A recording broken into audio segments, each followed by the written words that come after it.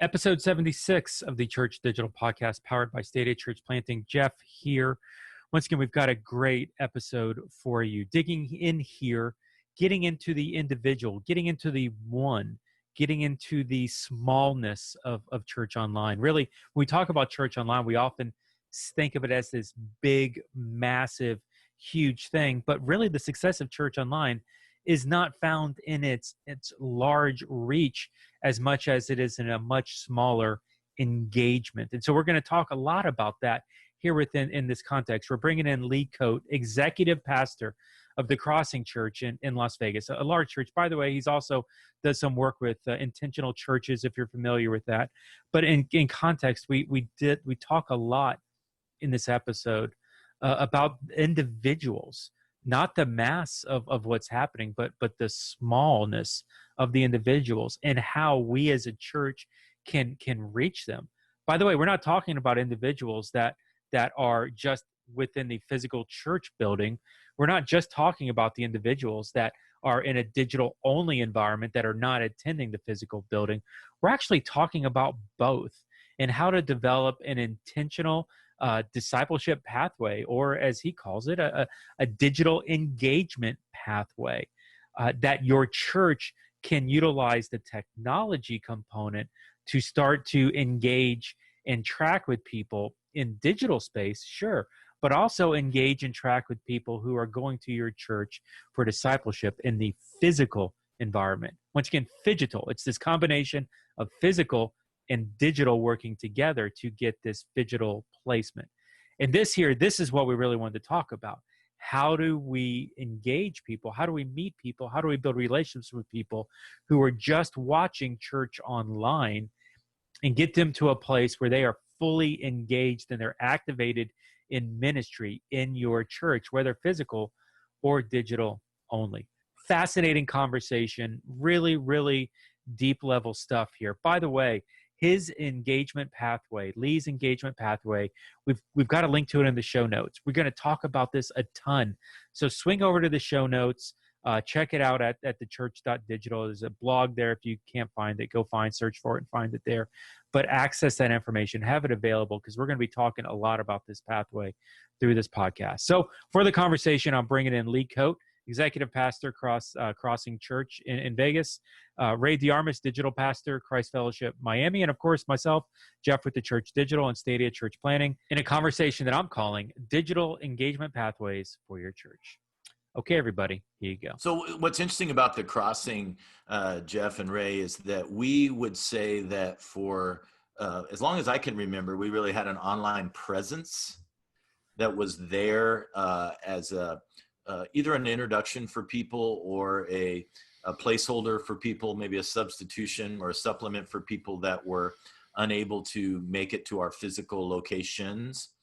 And that was fine. That was actually a strategy for us. So our online presence, I would say, outside of social media, really was limited to our Sunday worship experience being broadcast. And so the way I would describe it is we would bring our auditorium into your living room, but you would definitely feel as if you were watching our auditorium in your living room.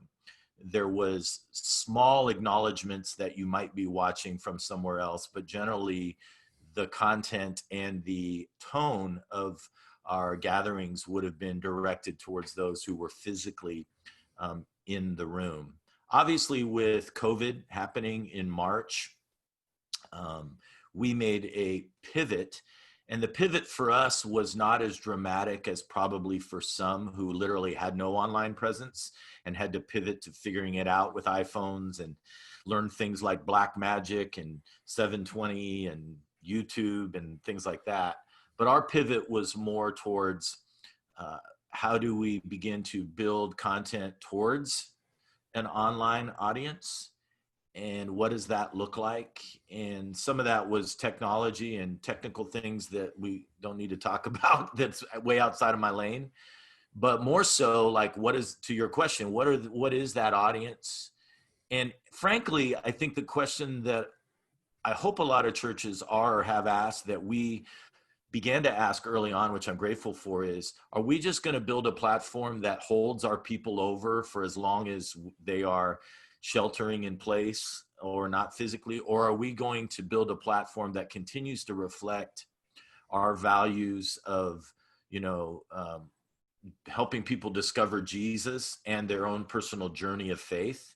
And that word discover is a big word. We'll talk about it even a little more later, but that this idea of, we wanted a platform that we could continually see people come to Christ and come into community at the crossing. And so that really drove our decisions, obviously not within the first 48 hours, but within the first week or two, as we started to get our feet under us off the pivot and started to get organized, then we began to ask those questions moving forward. The funny part is, we initially told people we're going to be online for 2 weeks. And as of this recording, we are 12 weeks and no end in sight as far as no physical gatherings for us here in Vegas. What kind of changes did you see? And I know that you guys had some discussions and you guys talked about it, but what would you say are some of the greatest changes that you've seen in terms of how you've adapted to this? Because I imagine a lot of churches are experimenting with different types of adaptations. And so, what has been the secret sauce for the crossing? Well, I think I would say, Ray, a holistic approach pretty quickly was important for us, and will even drive some of our decisions post-COVID. What I mean by that is we pivoted initially, obviously, to bring our worship gatherings, and those took on a little bit of a different form, obviously, 2-camera, a little bit more compressed service times, things that were directed to that online audience, action steps, those sorts of things, engaging in chats, empowering our staff to be very present and engaging in those rooms. But I would say even beyond that, making sure that our extended ministry also began to have a presence. I'll give you one example. So we have a recovery ministry that meets every Monday night, as many churches do. I won't name the recovery ministry, but initially they did not want us to take their content online. So we immediately pivoted, and our recovery ministry became Crossing Recovery, which we call CR. And we started recording music and testimonies / devotionals. And we've had that going on since the beginning, especially for those people that really need that 12-step process, right? If that goes away, that can be life-changing for them and life-altering. So that would be an example of thinking that went beyond Sunday. What do we need to be doing to create not just an online audience, but really an effective online picture of what the church should be? Yeah, Jeff sent me a photo of the funnel that you guys are using. And why don't you just tell some of our listeners about that funnel in terms of how you see somebody moving from all of that online content that you guys are putting out there to actually being engaged in your church? Yeah, and I think that focus, the idea of a pathway or a funnel, is kind of our narrative of our optimum narrative of where we would want to see people move. We realize people do what they want to do in the timing they want to do it, but we believe it's important for us to have an optimum narrative, because we want, one, to work that, scrub it all the time, see what's working, what's not, and really measure movement off of that. So if someone links to the picture, which I'm sure Jeff will, one of the words they see is movement, right? That these are not programs. I want people to understand, we're not taking all of our programs and pressing them into a narrative. We're really saying, what are the key things that we want to produce movement towards someone getting connected to Christ and getting connected to the crossing? And we say that over and over again. So within a week or two, we started pressing in, and we have a physical location pathway that looks similar to that, but would include other elements that are for the physical experience. And so we just basically said, what would a digital virtual experience of movement and connection look like? And the top of it is really our reach. We started asking the questions around, how do we reach people who are far from Christ or far from church community, and started looking at that, and then moved our way down. What's interesting about it is there are handoffs as well. If you look at that chart, there are certain places where there's a handoff as far as who will be responsible for that person's care, that person's movement, that person's growth. along the pathway. And it all starts from our people just spreading and sharing to the ones in their life, to use that term, and then beginning to see those people take steps. And so that was really the fruition of it. It was taking what we were doing already and pushing it into an online context. And now that will continue to live for us indefinitely, because it really has shifted our mentality towards that. And I'm glad you said that, because that was going to be my next question, was what's going to hang around off of this post in terms of reopening? Like, what's going to stay? Yeah, and that's the question, Ray, right? That everybody's asking, right? Is what's permanent and what's temporary? And everybody has ideas, and you can spend all day reading blogs and websites and listening to podcasts like this, where people are telling you, on two sets of it. One set is saying everything's going to eventually go back to normal. The other set saying, sell your building, nothing's ever going to be the same. We've taken kind of a last 10% approach, where we've said, we're not sure how quickly, but we believe that 85 to 90% of things will return to some degree of normal for us. People will eventually come back and want to gather and hug each other and do that.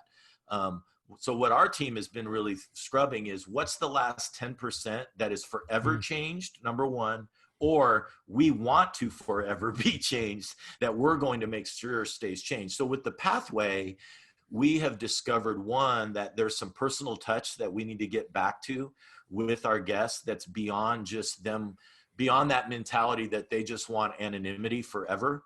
And so we've learned that once they identify themselves, that some personal touch is appropriate. Secondly, we're using the term integration, which means like our discover step will be a physical step again, that people can come to campus, they can have lunch, they can walk around, they can talk face to face, but we'll also always maintain a virtual presence that people, whether online or whether they just choose to take it from the comfort of their home, will be able to always access as an integrated alternative. So we're still asking and answering those questions, Ray, but that's part of what has been the light bulb moment for us, as far as our movement from church just showing up online when you want it, to this is an experience that integrates in an omni-channel type way with our church. So you can physically show up sometimes, or digitally show up sometimes, and you can play in both of those sandboxes and still grow in your relationship with Christ and your relationship with the crossing. Yeah, I love that omni-channel. We've talked a lot about that on the podcast, going back, about how you're through Omni, you're trying to get a consistent messaging across multiple platforms. Typically, it's more like social media, making sure you're consistent across. But I love your approach of physical and digital both being a consistent messaging. One of the things I'd love to know is, who's watching? Like when you're looking at UK, so you've got 85 to 90% who are physically going back to a building at some point. At least that's a guesstimate of what I understood, what you're planning. What do you know of the 10%? Are they people that are in Vegas? Are they people who used to be in Vegas and moved away? Are they people who just are connecting with your church through? Who are they? Like, where are you seeing these people come from? Our best way to, first of all, there's some data that we have, obviously, Jeff, on that, but it's also pretty tricky. Like everything, one of the reasons why we have these conversations is the nuance of the digital world is it can be pretty hard to really nail down what's really going on. There's a lot of challenges there, but I'll tell you what we're learning about that audience is, and we're learning it a lot through our pathway, because as people are moving through it, that's a really good identifier, because I think there's so many eyes on everybody's thing, right? I'm watching other churches. I'm peeking in on my friends or people I'm coaching. And so I know there's a lot of dialogue around numbers and how many do we think are watching and which platforms are best. What I really see is, as people start to move from the wider end of that funnel and they begin to actually take movement steps into connection, is where we're really looking at going, okay, this is an integrated model. Because even if I was on our Discover Lounge 3 weeks ago, and there was a gentleman in New York outside of Manhattan who had been watching our service for 4 weeks. And I don't think this story is just anecdotal. I think it's at least an idea of where this can be. And he showed up in our Discover Lounge to take the next step. And he's going to get in an online group from New York, and he's going to be with people in Vegas and people from elsewhere. So I think what we're learning is if you will lean in towards the one in your digital environments, not just as a supplement for your 99 who show up, that you will begin to open up the audience much wider, both locally and even beyond that, because the tone of what you're doing will tell them they are welcome there, versus the tone of I'm watching a service that's for a bunch of people that live in Vegas. They can pick up on that. But if the tone is, man, we're glad you're here wherever you're watching, that's key. I will say the caveat is we're not treating it as a broadcast. And I'm not sure I'm using the right word, so correct me, Jeff, in your world, but we're not looking at creating a crossing broadcast channel or, a Christian network of content. That's nothing wrong with that, but that's not our directive. That's why this engagement funnel we're talking about is so important. Because I think when you see broadcast, they're not really looking to move people into that kind of community. And we're looking to see people engage in our church digitally. It's interesting. I just came out of a meeting, a conversation just before we did this recording, and we were talking about physical first, and we were talking about digital first, and kind of the challenges back and forth with that. And somebody made the observation, hey, shouldn't we be face to face first? Like it's not about the building, it's not about the technology, it's about the relationship piece. And I was like, oh, that's good. I'm going to steal that, because it really is. It's about that relationship, that aspect of it. And you hinted at it, and I want you to dig in a little bit, because we've not exposed the podcast to this yet, but I'm going to very quickly in subsequent episodes. Talk to me about the one. You talked about how instead of doing a broadcast you're really interested in kind of reaching into and finding the one. I would love to hear, and maybe explain a little bit, what is the one for Crossings? Right. So there's a lot of different terms, and I don't want to make people crazy who might be listening, because you have to filter this conversation through the Great Commission, right? That our strategy drives our vision through our values towards our mission, and our mission is the Great Commission. And whoever's listening from a church context, we all have the same mission, even if we have a cute statement that says something a little different. It's all based on the Great Commission, right? So then we back up into values and vision and strategy, which can get very diverse the further you get into strategy. And so for us to have the one in mind, Jeff, is crucial and key to the tone at which we set. And so we have conversations around things, as many churches do, like primary target. Who is our primary target? Doesn't mean the other targets don't matter, but who are we primarily thinking is on the other end of either sitting in a chair or has their device open and is watching us communicate, and what is compelling about that experience for them. So you have churches all the time that'll talk about, a 35-year-old married male with 2 kids, things like that. We have some variants of that we talk about, but I think what's interesting, and you bring up a great point, because I think it will be interesting going forward to look at, and one of the things that online does allow you, right, is a little bit even an easier way of looking at demographics that are viewing, especially with Facebook and some of those things. We're able to see who is watching, who are these people that are watching, what kind of content are they interacting with. And I think we will continue to tweak. To answer your question, I'm not sure quite yet who our one is online. I know they're there, but I think we'll continue to tweak as we can define that more and start to say. And we're having the conversation now around, do we go back to basically streaming what we're doing in the room, or do we continue to create content that I would say is modeled after what we do in the room, but it's not an absolute mimicking of what we do in the room? And that conversation is ongoing right now, because we're talking resources and staffing and all of that. But that conversation is about the one.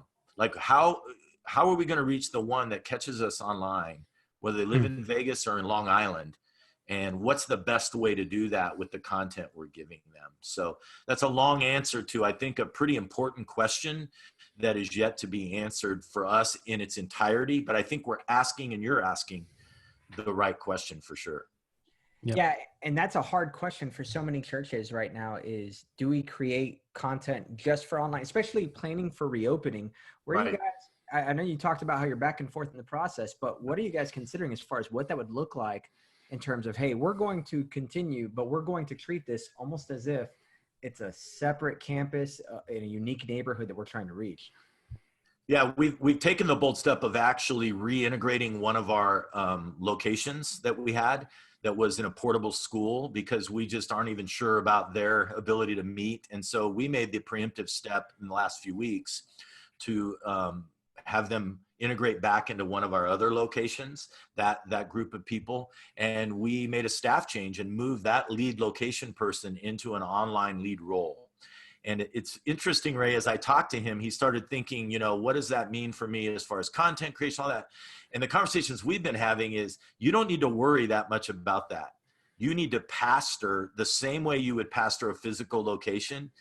Do that. Create steps, make sure people are being cared for, make sure movement's happening, be online, right? So we'll do some live things with him and all of that. But I didn't put him in that role so that he could create content. We have people that can do that. I need him to be a pastoral, to Jeff's term, face-to-face, as much as possible, for those individuals that choose to be part of our online campus experience. So that's a preemptive step that we've already taken. We've also slowed our re-entry, probably more than some. We're not as anxious for re-entry. I just think that I've seen a shift in the last 2 to 3 weeks where there was a lot of language around the church is not a building and it's all good, you know, a church in multiple living rooms and thousands of, and it was great, right? And all of a sudden now re-entry has become a thing. And I feel like the rush to close has now become the rush to re-entry or reopen. And I'm a little concerned that even for us, ourselves included, that we're rushing to re-entry and we're going to miss the opportunities that God, to make it, which it is a spiritual thing, that God has given us in our rush to get back to what we knew as normal. And so we're slower, partly because we have to be. In our context right now, we can't meet.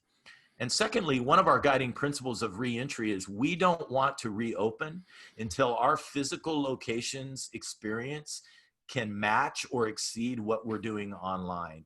Mm-hmm. And right now, we could not even touch what we're doing online, even if we had bodies in a room. So we've taken a little bit of a harder stance on, we're going to go slow.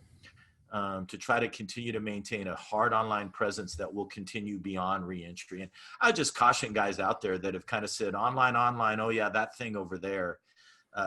You know, I don't think it's going away. Here's what's cool. We've exposed people while they were captive.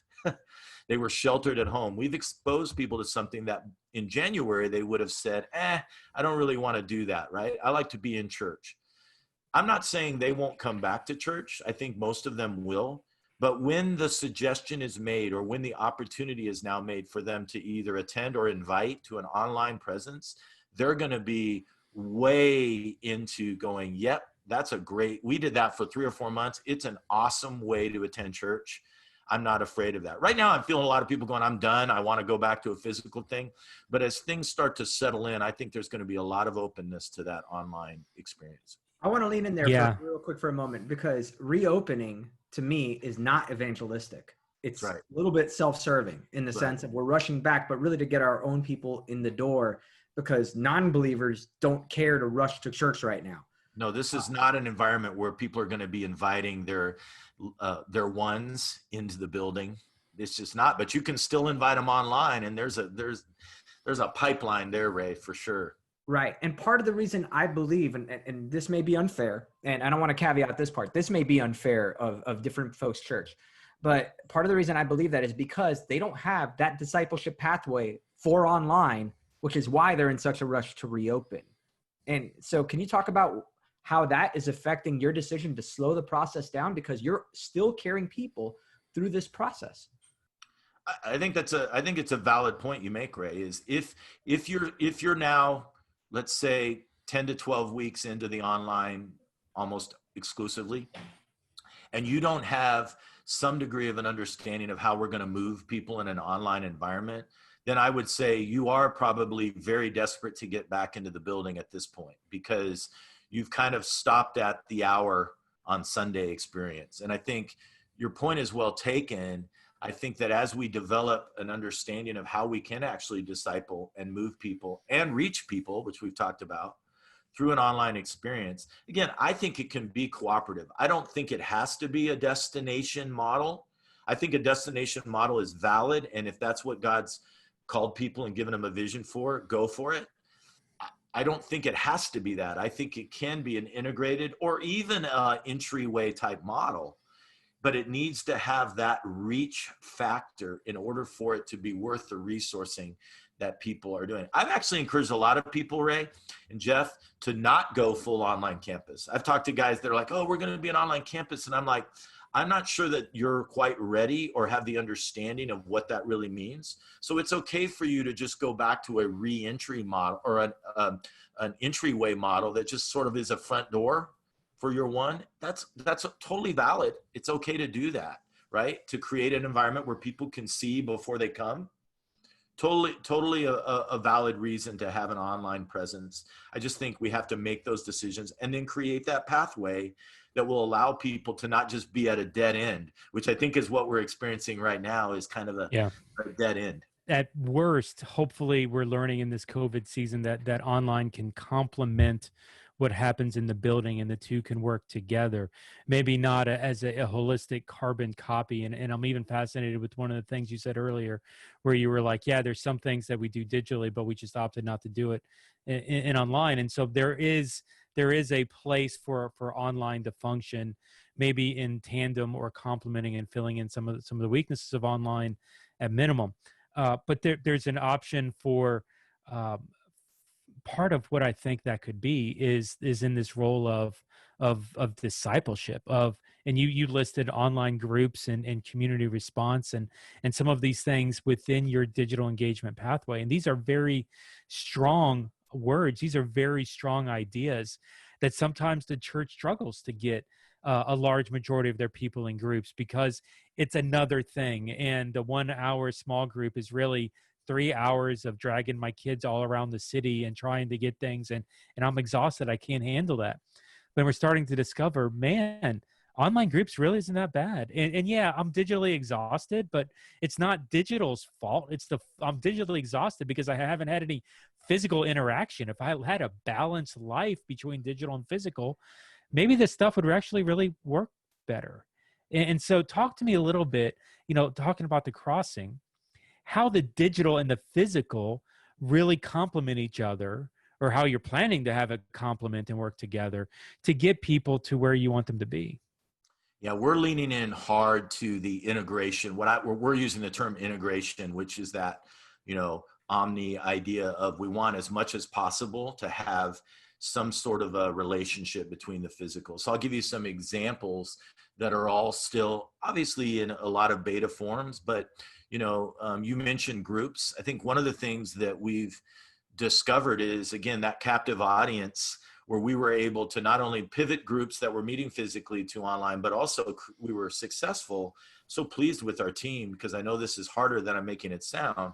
We were successfully able to launch quite a few groups just strictly online, groups that had not existed before, that people were, shelter in place. And we said, what we did is we pivoted to a 4-week message-based group model for the duration of this time. And our idea was, you can give it 4 weeks, and if it doesn't work or life changes, you're out. And it's all message-based. Nobody's got to have a study. You don't got to watch a video. You just attend on Sunday, which helped drive that. Show up on a Tuesday night, have a conversation around questions we've sent out. It's not rocket science. Church has been doing it. But to be able to do that online and say 4 weeks, and then in 4 weeks, we're going to do another launch, or you can stay with your group. The thing we've heard a lot is what we're calling a hybrid, which means we're going to have a lot of groups that are going to start meeting physically a time or two a month. We're going to have dinner and meet because we want to. But man, think about childcare. You mentioned it. Like that's the big thing with groups, right? Is what do we do with our kids? Imagine groups that meet once, twice in person, but then on a Tuesday night, mom and dad put the kids to bed, and at 8 o'clock on a Tuesday night, there are group meets virtually online. And so you Mm-hmm. can actually meet more consistently because you can meet more conveniently. And we believe that that will be part of what we do going forward. We're also looking at shifting things like Alpha. We've got groups launching this week with Alpha Online. Things like FPU is creating a lot of digital content. So we're partnering with a lot of these organizations that we will continue to have physical options for that down the road. But there will be there will be an integrated digital opportunity there for almost everything that we have on our campus. We're still trying to have conversations around things like next gen ministry. What does that look like? Right now they have an experience that's there and available. We'll have some conversations around what that looks like in the new normal. So if somebody attends a physical small group, but they decide they want to attend services online, Love forever. it. I mean, Love like it. that's no Love pain point, no, like not being in the building. How did your church get to that place? I mean, yeah, COVID may change some things, but that's a hard pill to swallow sometimes. And it's a hard place for, a senior pastor standing on stage who's used to identifying with people in the room, who needs that energy to speak to. Like, talk to me a little bit about how your church got to this place where you're okay doing this hybrid, this digital model. Yeah, I think you mentioned that. I think I would caution guys again that are listening to this, like, Lencioni just came out with his book about motives. And sometimes in this reentry time, I'm just wanting guys to just kind of at least pray through what's the motivations that are going on right now with your timing. How much of it is motivated by something other than an authentic need for people to gather during this season. And again, I'm not trying to answer that question. I hope guys are asking it authentically and making decisions based on that. I think for us, we're fortunate enough to have a team that sort of lives in that, give me some fresh meat. What's the next hill to take? And so I realize that not every team is comprised that way. But I would say, it might be time for teams, no matter how big or small your church is.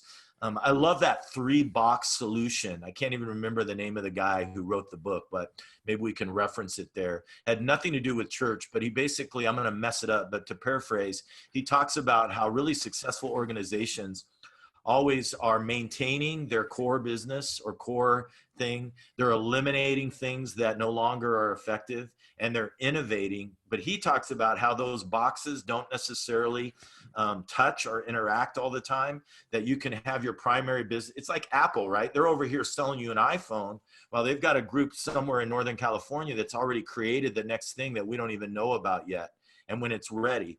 So I think I would encourage churches to make sure that they at least can take some people and put them in that innovation box and go, what are the things that we aren't doing? We can go ahead and stand in front of the people and preach and do all that stuff, but do we have somebody over here that's thinking about what's next, and we're giving them at least enough gasoline poured on it that they can start to create and start to integrate that stuff into what our core model is. And I think we've tried to do that as much as possible, to use somewhat of that concept of going, we got to do what we do, right? We got to do what the Great Commission calls us to do. But let's keep this going over here, and let's see what works, and let's integrate it into what is the core. And so I don't care how small or large you are. I think churches can innovate in their context and their demographic if they will allow the guys, if it's not you as the senior leader, but you've got people on your team that want to do that, put them quote unquote in a box over here and let them innovate a little bit and see what it might do as far as your kingdom impact in the context that God's placed you in. Yeah, that makes for a very agile church, but it also means you're not worried about tomorrow. Matthew 6:34, tomorrow worry about itself. You're just putting trust in today with that. But you have to let go of a lot of the tensions and control, because you're now trusting the guy that's in the innovation box. By the way, it's VJ I can't say the last name. It starts with a G. Yeah, I cannot do it. we'll include the link in the show notes. I Googled it real quick. He's got a Sounds TED like it's a Talk. really interesting box. Yeah, he's got a TED Talk that if you don't want to read, you can just watch the 10-minute TED Talk and you'll get the gist of it. It's really good. Sounds good. We'll link to that too, because I'm all about the 10-minute TED Talk. That's awesome. But and there's a piece of this where you're letting go and you're trusting the guy that's in the box. And so suddenly I have like Brad Pitt flashes, what's in the box right now, going through my head. So apologize for that. We won't link to that in the show notes. But at the core of this, you guys are starting to utilize this digital pathway to connect with people within your physical location in a hybrid model, but you're really also starting to pave the way for a digital only crowd, people who are not attending the physical church for whatever reason. And you've talked about how you're okay if somebody does a hybrid of digital approach and a digital only to that extent. So when you check the extremes of your pipeline, I'm even thinking like, within this funnel, I'm seeing the reference to community responses and things like that. What does this extreme look like in a digital only environment? How does somebody get involved in the community if they don't live in Vegas? What does that look like for you guys? I think that'll be really important for us to continue to press in value that's beyond where you are physically. It's not about where you are, but it's about the value that supersedes all of that, right? So, and again, that's a tonal change for us. So obviously the large majority of people who attend the crossing, even if they're digital but local, which will be still a large majority, will be able to respond to the Las Vegas community. But we are beginning to have some push into going, this value of community response, partnership, love thy neighbor as thyself. If you're in Long Island, if you're in San Francisco, if you're watching in Wisconsin, we want to empower you and to push you through messaging and through influence to engage that way where you are. Because, I think we all would admit there's an institutional vision that we all have that caused us to start churches and to lead churches, but that any good institutional vision should lead to an individual vision, right? Where the person now starts to see the church's vision as my own, right? It's the person who goes and feeds somebody with the church and then realizes my neighbor's hungry across the street and walks across the street. So in the digital world, especially for those that are outside of our direct physical location, we're going to need to lean in more to helping them understand this is an institutional vision. This is a great commission. Then it's a crossing vision, but then it becomes your individual. We can't tell you in Grand Rapids, Michigan, what this looks like for you. But man, if you're really living out fully what it is to be in Christ and to be in community, you better figure it out. Right. And I can even see a day where we'll feature a lot of those things in our social media. You'll start to see pictures of people outside of our immediate area living out their faith that we're talking about and telling stories about in these places that we've never met except online. And to me, that is freaking amazing. Yeah. So at what level would you consider somebody to be not just fully engaged in the church who watches online, but actually involved into such a degree that you're considering them almost key leadership in the church? Because you're pushing some barriers here, which is great. But, I don't know if you guys do membership, for instance, at the crossing, but if you guys don't do something like that, then at what point would you take the outside consideration into major leadership decisions that you guys are making? So you just reminded me of something that I'm going to answer your question with this. And push on me if I don't get to the answer. But we use the term activator. We don't have membership. I'm not a fan of membership. For us, we just use this term activator. And we define it somewhat by an individual's movement through that narrative of the pathway, right? So it's not just you're an activator because you serve in the nursery once a week. It's a much more holistic understanding of, you're gathering with others, you're in community with others in a smaller form, and you're living selflessly. That's kind of how we define it. You're living selflessly in the way you give, you go, you use your gifts. So we've got t-shirts that say Activator. So if you've got a t-shirt, that means you've got a thing, right? And during this COVID, about 3 weeks ago, we decided we need to touch base with these people, because normally we would have a gathering about 3 times a year with a meal and rally and, cast vision. So we did a webinar and we put it together, and it was crazy because we tried to do a webinar that was kind of live / pre. It was crazy for rookies like us. But it was amazing. It had over 400 people RSVP show up. We don't know how many viewers that meant. And just able to check in and cast more vision and share stories around that.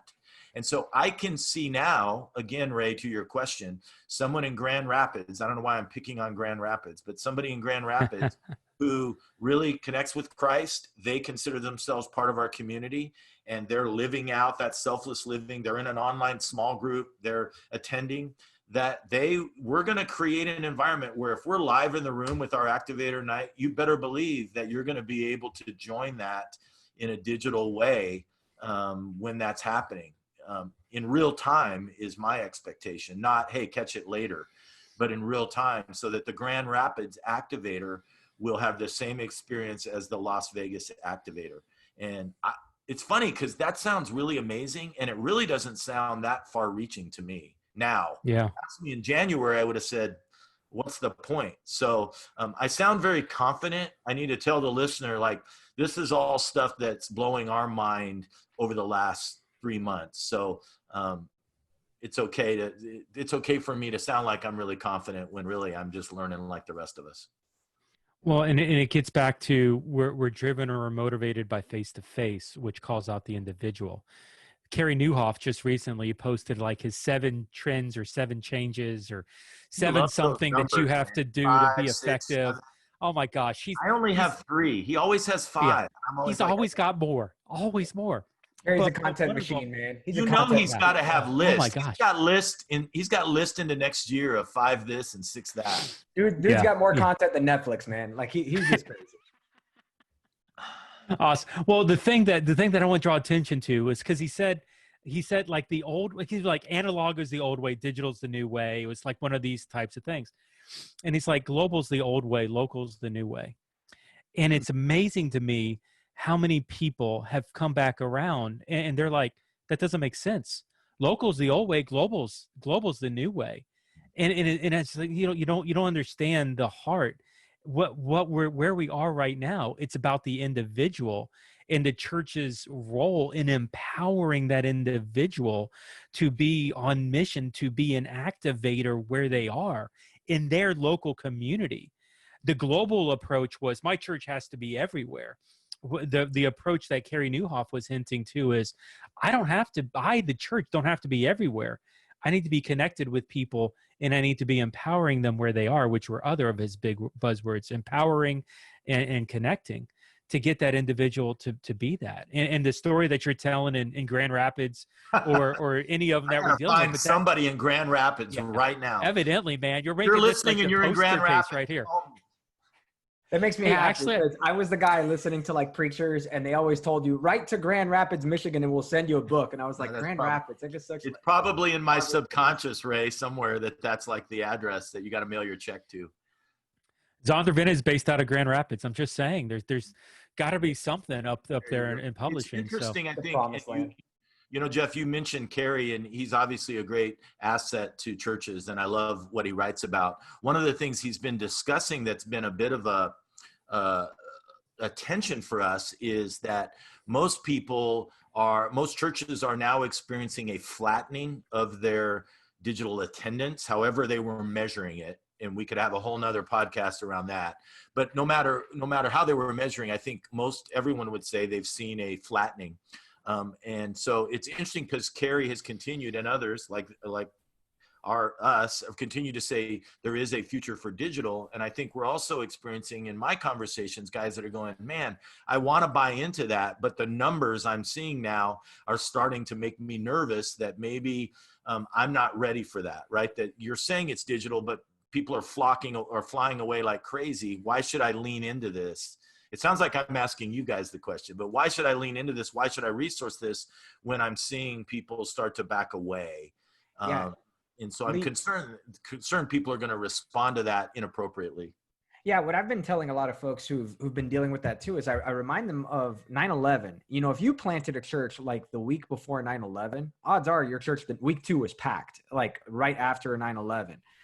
In terms of people, like culture, especially running to the church, just looking for a place to go, looking for answers, looking for comfort, call it whatever you will, and then slowly trickling off, like as that event subsides, as we kind of come to a better understanding of normal. That's how I've been explaining to my leadership in terms of, man, those first few weeks leading up to Easter were spikes, man. What was going on there? And I'm like, yeah, everybody wanted a piece of Jesus because they thought the world was going to end.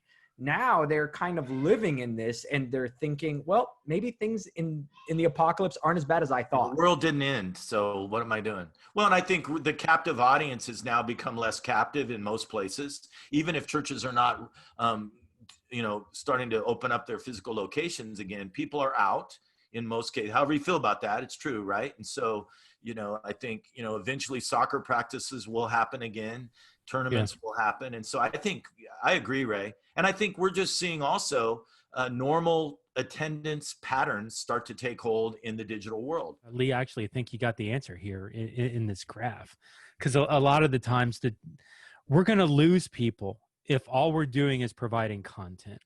Because if all we are doing is providing content, there's going to be better content. Jay Crand over at Saddleback tweeted a stat, and actually it made me explode. My head exploded. I tweeted the emoji like 140 times of the head exploding when I saw the stat. 10% of people have swapped to churches in this COVID season. 10% of people have changed the churches that they're going to because the content ultimately wasn't good enough. And if the content that we're watching isn't good enough, they're going to go somewhere else. People leave on content unless we get them on mission, unless we get them engaged, which is the heart of this thing. Church online is the first step of a service, which leads into some sort of a content where I'm interacting in a chat room, or the church is communicating with me via a welcome text. I'm now engaged in a two-way conversation, which is leading towards a connection where there's different things with Facebook and a Discover class and a personal gift from the church, where you're starting to stair step people who are cold to the church or even cold to God into a warmer relationship with the church, ultimately into a face-to-face as quickly as possible interaction. If we, the church, cared about the face-to-face, we wouldn't be worried about investing in digital. It's pennies compared to what launching a campus is. At the end of the day, it's the more that we can engage people in community and create this movement that you've described in this chart. It's how that we, the church, can thrive and multiply even in this season. So I'm sorry, Lee, I cut you off. Go ahead. I was cutting you off. I think what's interesting is that I popped on our Discover Lounge last night, and just because I wanted to. It happens every Tuesday night in a Zoom room, and we have people that are facilitating that. But man, it just so inspires me, and we've moved a monthly environment to a weekly environment. We believe that things move faster in the digital world, that I'm not going to sign up digitally for something that doesn't happen for 3 more weeks, that I'll sign up on a Sunday for something that happens tomorrow night or in 48 hours. And I think that's true, but we'll see. But man, I pop on there and, there's a dozen people there's a dozen little squares like we're looking at in a Zoom room with couples both sitting around a table staring into the camera, single people staring at the camera from both Las Vegas and other places, watching the values of the crossing go by in a presentation, facilitating a Q&A, talking to them about getting connected in an online group. And I'm just like, man, like this is amazing just to see this, and again, we get enamored by rooms of hundreds, right? We get these sort of numbers of, man, our first step, we need to have 50 people show up this month or 75 people show up. But what's cool about the digital is it becomes so story-based, like we've all talked about. So you're literally dealing with people one-on-one, and you're seeing people in it's just, yeah, it's different than physical. It's different than eyeball to eyeball, but there are some things that can happen virtually that I'm not sure would happen at the speed that they happen if it was based on a physical setup. That's awesome. Well, hey, I've loved this podcast. I've loved this conversation. The idea of creating a pathway, an engagement pathway like this. And once again, I've said it a dozen times on this podcast. Click the link, look at it, take a look at this, and even start to figure out how your church can kind of pivot towards this or develop something like this. Well, Lee, let me even ask this question as we're wrapping up here. I don't have this. I don't have a plan like this. I may not even have a plan like this for my physical church. Like, how do I even get started in developing something like this for my church? Yeah, I think one of the things that's key on that digital chart that I want to mention as I answer that is, if you look at it on the left, there's some core foundational words: contact, connect, community. Those are words that we believe in, as far as those are the movement steps. The reason there's those lines and the items on the right is because those are the methodology behind the objective, and those are very interchangeable. So even right now, 7, 8, 9 weeks in, we're still working on those things on the right. And I've told my team, we're not going to spend months. Like, if something's not working towards connection or towards community, we're going to scrap it and we're going to innovate. And so right now, everything you see on the right is still in play, but I can't guarantee you that in a month that some of those things won't shift or change or be eliminated based on effectiveness towards the objectives. So I wanted people, as they look at that chart, to understand I would be able to tell them some practical things we've learned, but I wouldn't want to be the guy telling them, follow this model exactly and your world will blow up with engagement. But I've developed these tools alongside our Growmentum group and working with some other teams. And, I'm sure you'll link to me along with my day job. I'd love to talk to people if we could be of any help or make some suggestions. Obviously, we'd love to do that. And the stuff that you guys are doing and the forums that you guys have as well will continue to help people. I think it's key time, man. Jeff, Ray, I think, as people re-enter, stating again what I stated earlier, I just think this is the core time for us to make some decisions around what is online going to look like for us, because those decisions will have a huge impact on your church's ability to really fulfill the Great Commission at its peak that God intends in this next season. Very, very well said. By the way, I'm assuming in this funnel, like, you've got 6 or 7 steps: church online, contact, connection, community, online groups, community response, engaged.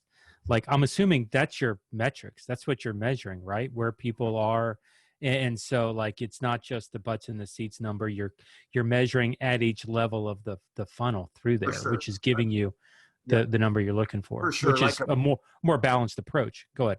Yeah, for sure. Like a percentage number is generally how we're doing it. So I can give you the first month, which I haven't got recent numbers, but the first month we had 105 people who RSVP'd for our Discover. One of the things we didn't talk about is we killed our digital connection card in the first 2 weeks because it was a response and an ask towards nothing.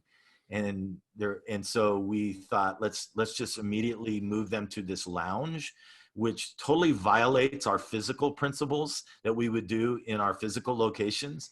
So basically, when they RSVP for the lounge, they're giving us the same information they were giving us on the Connect card. They're just RSVPing. And so we had 103 people that RSVP'd. We had about 60% who actually showed up. And we had 30%, we had 50% of that 60% so we had 100 RSVPs, 60 show up, 35 who ended up in an online group. Those were our main April to May numbers right after Easter. That's awesome. Yes. And we feel really, if we had that, honestly, you guys, if we had that in a physical month, we would call that pretty effective. Engagement and moving people through the pipeline. So we felt pretty good about that. But to your bigger question, yes, we can see data-wise where things are working or where things stop working potentially, and where we need to pivot with our methods.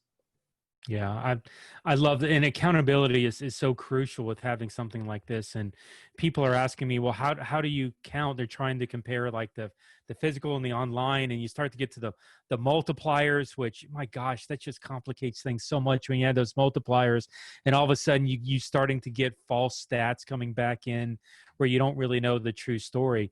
If you put your metrics on this and you hold each level accountable, not for some multiplier which producing these awesome numbers, but the ministry of what's actually happening, and you're able to evaluate and adjust in there. I love what you said about how, man, the stuff that's on the right side of this graph, like, it may change if it's not effective. If chat rooms and welcome text is not effective ways of contacting, then let's change. I can tell you in my own experience, like Facebook Messenger cold calling is hugely effective right now. Now for, 3 months, 6 months, 18 months, sure, at some point that's going to change. And when the numbers drop because you're evaluating that, you'll move to the next thing. But you have a more balanced kind of dipstick approach across the entire thing, as opposed to just kind of watching that one number and celebrating when, the Facebook ads are to your benefit and you get more traffic that way. So, Well, to be man, honest, Lee, that top of the funnel measurements is where you really begin to measure. I mean, if we're honest, it's when that contact is made and that yeah, real engagement starts to happen. That's really the number that matters. Everything else is just eyeballs that are difficult to really ascertain who is that and why are they watching and how long are they watching. But man, when they take a step, when they self-identify as, hey, I'm here and I'm interested in engaging, not just clicking on the thumbs up or the heart, but I'm literally interested in engaging. To me, that's when the numbers really start mattering, because they really start reflecting lives and movement and life change. that was a great line to end. I love how that was so well said. Thank you. It's when you get to that next level, when you get to the contact, that's where they self-identify themselves. That's where the challenge starts. That's not where the challenge ends. And so, Lee, man, thank you for that. Ray, as we're landing the plane, and any closing thoughts, what are you thinking on your side? Lee, I love this. Just the fact that you were so open about this pathway. And I think a lot of people who are going to look at that link in the show notes are actually going to discover how much of this they're going to want to either copy over, or how they can really adapt their own strategy into this, which a lot of folks aren't necessarily thinking into. And if you're leading a church and you're not thinking through pathways, then the reality is you're still just thinking of Sunday morning, even if that's online. As we're landing the plane, Lee, any closing thoughts on your side? Just encourage guys and gals that are leading, where you are in this season, to look beyond just the replication of your Sunday experience and pushing it into people's living room, but to begin to take the great commission we've been given, and in your context and in your way, to begin to see how can I leverage digital moving forward, as people have been exposed, as people have been embracing, as we move forward into this new normal. How do I reshape what I'm doing in order to see life transformation happen? That it wouldn't just be a supplement to what we're doing physically, but that it would become really a catalytic thing for your church to begin to stretch their influence and see the kingdom of God advance. That would be, in whatever way, shape, or form or strategy used, that would be my strong encouragement to anyone that's listening. Yeah, love that very much. And the marriage of the two, of the physical and the digital working together. Going with a digital strategy does not mean that you're abandoning the building. Now, I'm a cutting edge guy. If you want to talk about a digital only church, I would love to have that conversation. But Sure. for the majority of churches out there, you're not ready for it. And a matter of fact, the culture needs the physical aspect of it too. Like, just like we're in the middle of digital frustration and burnout, we need that physical engagement even in this COVID season. So figure out how the two can marry together and create that discipleship strategy, this digital engagement pathway that we're linking to and talking about, to help figure out what the next steps are, and also to hold accountable for the path of how your church is doing in the digital space. So, Lee, man, I want to thank you for jumping on this and sharing that. So very much appreciate you for that. For Ray, for Lee, this is Jeff at the Church Digital. Thanks for jumping on the podcast again. We'll see you next time here at the show. Y'all have a good day.